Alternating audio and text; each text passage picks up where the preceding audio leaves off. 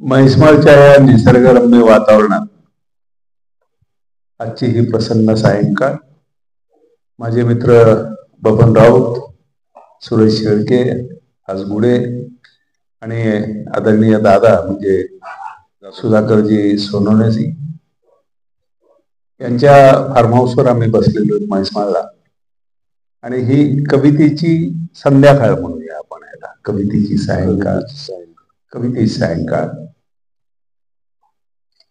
मी दादांनी मग विषय काढला होता मी लातूरचा. होय,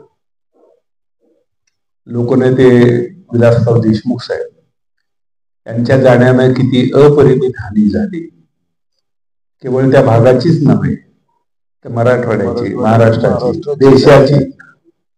अशी काही माणसं असतात की ज्यांच्या जाण्यामुळं अपरिमित हानी होते. ते गेल्यानंतर दादा मी हा अभंग लिहिलेला आहे आणि अनेक ठिकाणी हे म्हटला जातो हा अभंग. साहेबांविना अभंगाचे शीर्षक आहे तुम्हा विना. तुम्हा विना जणू बंद झाले उजेडाचे दार, दाटला अंधार तुम्हा विना. जणू बंद झाले उजेडाचे दार, दाटला अंधार तुम्हा विना. गढीच्या डोळ्यात आसवांचा पूर, वाड्यात काहूर तुम्हा विना. गडीच्या डोळ्यात आसवांचा पूर, वाड्यात काहूर तुम्हा विना. गाईच्या गोठ्यात रोजचा हंबर, मुके झाले घर तुम्हा विना. गाईच्या गोठ्यात रोजचा हंबर, मुके झाले घर तुम्हा विना. गाव पांढरीला आवरेना रडू, गाव पांढरीला आवरेना रडू. गोड लागे कडू तुम्हा विना. गाव पांढरीला आवरेना रडू, गोड लागे कडू तुम्हा विना. अबोल गौराई निरस दिवाळी, अबोल गौराई निरस दिवाळी. पौर्णिमा ही काळी तुम्हा विना. अबोल गौराई निरस दिवाळी, पौर्णिमा ही काळी तुम्हा विना.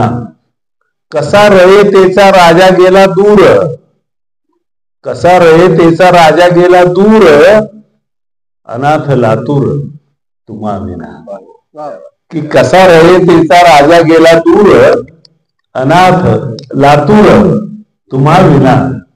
क्षणोक्षणी याद जीवाला जाळते, क्षणोक्षणी याद जीवाला जाळते. सावली पोळते तुम्हा विना. क्षणोक्षणी याद पोळते, जीवाला जाळते. सावली पोळते तुम्हा विना. आम्हा सर्वांचा हरपला श्वास, आम्हा सर्वांचा हरपला श्वास. जगणे उदास तुम्हा विना. जगणे उदास तुम्हा विना. जगणे उदास तुम्हा विना.